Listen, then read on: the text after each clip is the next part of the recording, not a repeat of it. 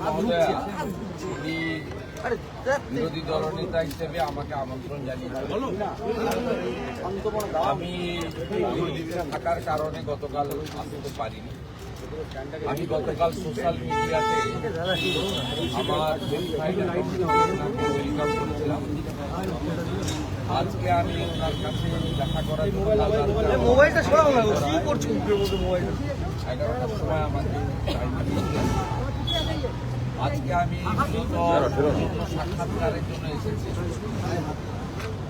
ওনাকে আমি অরেঞ্জ কালারের গোলাপ দিয়ে বরণ করেছি এই সিটি অফ জয় কলকাতাতে।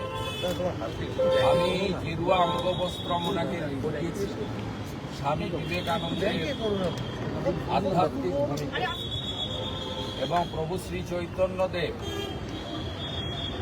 তার যে সবচেয়ে বড় প্রচারের হাতিয়ার ছিল এবং প্রত্যেকটি রাষ্ট্রবাদী জাতীয়তাবাদী মানুষের যেটা প্রেরণার গ্রন্থ, পৃথিবীর সর্বশক্তিশালী গ্রন্থ, ইংরেজিতে লেখা গীতা আমি ওনার হাতে তুলে দিয়েছি। আর উনি আমাকে এই অঙ্গবস্ত্র দিয়ে আমাকেও প্রতি নমস্কার জানিয়েছেন। আমার খাচ্ছে না। আমি ওনার সঙ্গে প্রথম দিনের সৌজন্য সাক্ষাৎকারের পরে ওনার কুশল বিনিময় করার পরে, ওনার পরিবারের কুশল বিনিময় করার পরে, ওনার সব কিছু ঠিকঠাক হয়েছে আসা যাওয়ায় গতকালের অনুষ্ঠান, এই খোঁজ খবর নেওয়ার পরে আমি ওনাকে হাত জোড় করে বলেছি সংবিধান বাঁচান। আমি বলেছি আপনি তামিলনাড়ুতে ছিলেন, তার আগে আইপিএস হিসেবে দেশকে সেবা দিয়েছেন, খুব গুরুত্বপূর্ণ পদে ছিলেন। তো বিরোধী দলনেতা 11.5 মাস বিধানসভার বাইরে আপনার অভিজ্ঞতায় কোথাও নেই। 5 বার সাসপেন্ড করিয়েছে মমতা ব্যানার্জি আমাকে। আমি এই 5 বছরের বিধানসভায় 11.5 মাস বাইরে ছিলাম। গুরুত্বপূর্ণ সেশনে আমাকে বলতে দেওয়া হতো না। কনস্টিটিউশনের ফার্স্ট পিলার হচ্ছে ল মেকার্স। খগেন মুর্মুকে যেভাবে মারা হয়েছে, কেন্দ্রীয় মন্ত্রীদের যেভাবে আক্রমণ করা হয়, বিধানসভার ভিতরে বাইরে বিধায়করা বিরোধী দলে যেভাবে আক্রান্ত হয়, তাতে আমি বলেছি যে সংবিধানের প্রথম পিলার ল মেকার্স, অর্থাৎ এমপি এমএলএরা এই রাজ্যে বিপন্ন, যদি বিরোধী দল। আমি বলেছি এই স্পিকার 15 বছরে সংবিধানকে মানেননি। 10th শিডিউল 54 জন সুইচ ওভার করেছে, ভিতরে এক দল বাইরে এক দল, এদের সদস্য পদ যাই। দ্বিতীয় বলেছি ব্যুরোক্রেসি, কেউ রিটায়ার করে না। আলাপন ব্যানার্জি প্রধানমন্ত্রীকে অপমান করলে তিনি মুখ্যমন্ত্রীর অ্যাডভাইসার হন। জোড়া জোড়া চাকরি যদি কেউ পান, হরিকৃষ্ণ দ্বিবেদীরা পান, মনোজ পন্তরা পান, রাজীব কুমাররা পান, কেউ রিটায়ার করেন না। দেহত্যাগ ছাড়া পদত্যাগের কোনো সুযোগ নেই। মমতা ব্যানার্জির স্থাবক ব্যুরোক্রেসি। তৃতীয় বলেছি জুডিশিয়ারি। মমতা ব্যানার্জি একমাত্র মুখ্যমন্ত্রী যিনি 5 লক্ষ টাকা ফাইন, মহামান্য বিচারপতি কৌশিক চন্দ্রের করা ফাইন কলকাতা হাইকোর্টের বারে জমা দিয়েছিলেন। এগুলো ওনাকে বলতে হয়েছে আমার। আমি যেটুকু সুযোগ পেয়েছিলাম প্রাথমিকভাবে ওনাকে আমি বুঝিয়ে উনি তো সংবিধানের প্রধান, তাকে বলেছি জুডিশিয়ারিতে কিভাবে মহামান্য বিচারপতি রিটায়ার্ড বিশ্বজিৎ বসু, মহামান্য বিচারপতি রিজাইন প্রাক্তন অভিজিৎ গাঙ্গুলির এজলাস, কিভাবে মহামান্য বিচারপতি অমৃতা সিনহাকে অ্যাটাক করা হয়েছে, কিভাবে কিছুদিন আগে আইপ্যাকের ঘটনা যাতে সিবিআইতে না যায়, ইডির রেড, মাননীয় বিচারপতি শুভ্রা ঘোষের এজলাস ভণ্ডুল করে দেওয়া হয়েছে ল কলেজের তৃণমূলপন্থী স্টুডেন্টদের নিয়ে গিয়ে। অর্থাৎ জুডিশিয়ারি এখানে বিপন্ন। এখানে রাজাশেখর মান্তার মতো সিনিয়র রেসপেক্টেড বিচারপতি, মহামান্য বিচারপতির বাড়িতে আমার এবং অমিত শাহজির ছবি দিয়ে পোস্টার পড়ে। বলেছি তৃতীয়। চতুর্থ বলেছি মিডিয়া, পক্ষে বলুক আর বিপক্ষেই বলুক, সৎ দেখাক আর অসৎই হোক দেখাক, কোন মিডিয়াকে ছাড়ে না। রিসেন্ট বেলডাঙ্গাতেও পরপর পিটিয়েছে।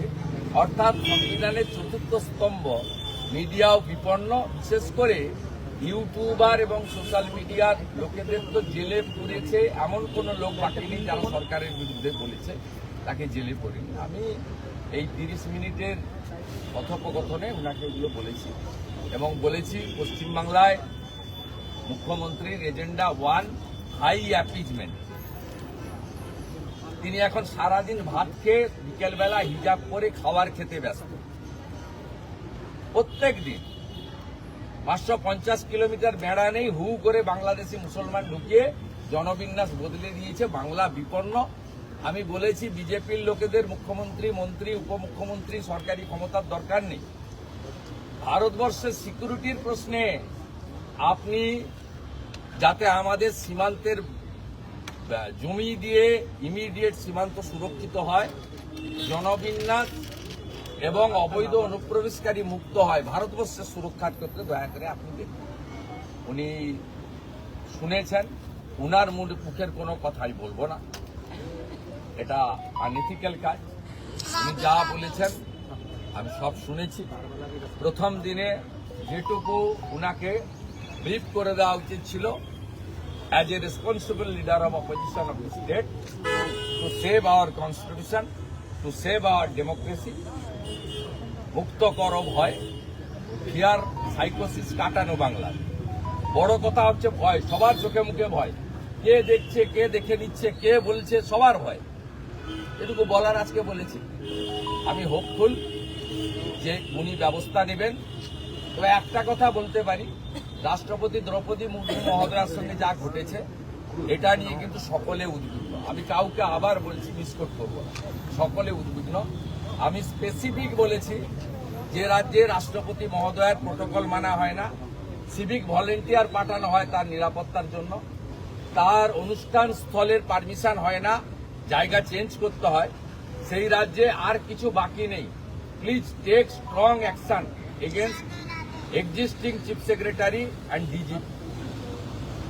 আমাদের মাননীয় রাষ্ট্রপতি মহোদয়া শুধু রাষ্ট্রপতি মহোদয়া নয়, একজন আদিবাসী মহিলা, সম্মানীয় মহিলা এবং একজন নারী শক্তি, তার সঙ্গে যে আচরণ করেছে, এর থেকে একই আচরণ করেছিল আলাপন বন্দ্যোপাধ্যায়।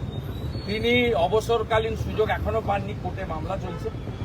নন্দিনী চক্রবর্তী এবং পীযূষ পান্ডে, এই দুজনের এগেনস্টে ব্যবস্থা নেওয়া উচিত। এই বিষয়ে মাননীয় রাজ্যপালকে উইথ ফোল্ডেড হ্যান্ড বিনীতভাবে আমি বলেছি এবং আমি আশা করব রাষ্ট্রপতি মহোদয়ের সঙ্গে যা ঘটেছে এটা ক্লোজ চ্যাপ্টার হতে পারে না, ইটস এ ওপেন চ্যাপ্টার। এর বিরুদ্ধে ব্যবস্থা নিতে হবে এবং ব্যবস্থা নেওয়ার জন্য যা যা করণীয় আমরা সব জায়গায় বলছি, বলবো। ভবিষ্যতে প্রয়োজন হলে যেটা যেটা করা দরকার করতে হবে। চিফ সেক্রেটারি এবং DGP should sack and departmental proceeding should start. এটা আমি আমার বক্তব্য। আপনি এর আগে বহুবার না, এখনই নির্বাচন সূচনা হয়নি, নির্বাচন নিয়ে আমি বলি, আমি পলিটিক্যাল কথা বলি। আমি যা বলেছি আপনাদের, এর আগে আমি সংবিধানের 4টে পিলারের কথা বলেছি, রাষ্ট্রপতি মহোদয়ের অপমানের কথা বলেছি, জাতীয় সুরক্ষার প্রশ্নে বাংলাদেশি মুসলিমদের অবৈধ অনুপ্রবেশকারী মুক্ত করার কথা বলেছি। বাংলা বিপন্ন। 85% হিন্দু ছিল 51 সালে, এখন 65% হিন্দু হয়ে গেছে। এই মমতা যদি থাকে 41 সালে আমরা সংখ্যালঘু হয়ে যাব হিন্দু, আমাদেরকেও কাটবে হরগোবিন্দ দাস, চন্দন দাসের মতো। এই প্রশ্ন পশ্চিমবাংলার সবচেয়ে বড় জিনিস। কে এমএলএ হবে, কে মন্ত্রী হবে, কে হারবে, কে জিতবে বড় কথা নয়। বাংলার সুরক্ষা হচ্ছে পশ্চিমবাংলায় সবচেয়ে বড় ইস্যু। আমরা হিন্দুরা বিপন্ন। শ্রী চৈতন্য দেবের ভূমিতে, রামকৃষ্ণ দেবের ভূমিতে, স্বামী বিবেকানন্দের ভূমিতে, ইস্কন, ভারত সেবাশ্রম সংঘ, বেলুড় মঠ এবং আজকে এই জায়গায় দাঁড়িয়ে আমরা এই বিপন্নতা মেনে নিতে পারি না। গত 3 বছরে আপনি বারবার বলেছেন যে রাজভবন থেকে যা করণীয়, এটা এখন লোক ভবন। হ্যাঁ, মানে গত রাজার 3 পাট বছরে- তুলে দিয়েছে ভারত সরকার। গত 3 বছরে রাজ্যপালের যা যা করণীয় আপনি বলেছিলেন সঠিক পদক্ষেপ করা উচিত, যা করা হয়নি। সেই জায়গায় কি মনে হচ্ছে ইটস এ এখন হবে? Close chapter, close chapter, first is past. DA আন্দোলনকারীরা ডিএ আন্দোলনকারী- ধর্মঘটে গেছেন। ব্যাপক সাড়া, ব্যাপক সাড়া।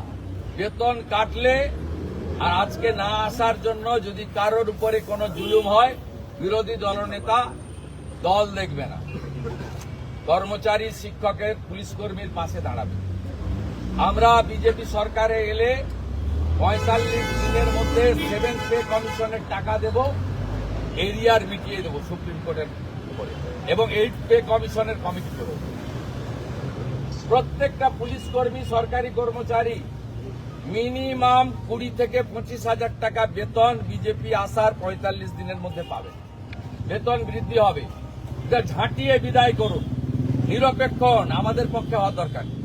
আপনারা ভোট নিতে যাবেন, আপনারা আইন শৃঙ্খলার দায়িত্বে থাকবেন, আপনারা ভোট গুনতে যাবেন। আপনাদের পরিবারের, আপনাদের সন্তান সন্ততির স্বার্থে ব্যাপক সমর্থন। সমস্ত কর্মচারীদের, শিক্ষক, পুলিশ কর্মীদেরকে হ্যাটসঅ্যাপ জানাচ্ছি এবং তাদের এই লড়াই সফল হোক। মুখ্যমন্ত্রী বলছেন যে বহিরাগতরা, মুখ্যমন্ত্রী ন্যাশনাল আন্দোলনে সংসদের সামনে ধর্নায় তৃণমূল। কোনো প্রয়োজন নেই। তৃণমূল বলছে রাষ্ট্রপতি ভবন থেকে হ্যাঁ? তৃণমূলের প্রতিনিধি দল দেখা করতে যাওয়ার জন্য বলেছিল রাষ্ট্রপতির সঙ্গে, কিন্তু ফের দ্বিতীয়বার তাদের আবেদন নাকচ করে দেওয়া হলো। হ্যাঁ বলুন। তৃণমূলের প্রতিনিধি দল কিছু বাবু নিচ্ছি। রাষ্ট্রপতি কিছু দ্রৌপদী কথা বলবো, মুর্মুর কথা। সঙ্গে তৃণমূলের প্রতিনিধি দল দেখা করবার জন্য দ্বিতীয়বার আবেদন করেছিল, দ্বিতীয়বার আবেদনও নাকচ করে দেওয়া হলো। এটা রাষ্ট্রপতি মহোদয়ের সিদ্ধান্ত। তবে যে অপমানটা তৃণমূল সরকার করেছে তাতে আমার ব্যক্তিগত মত ঠিকই করেছে। এদের আর গুরুত্ব দেওয়ার দরকার নেই।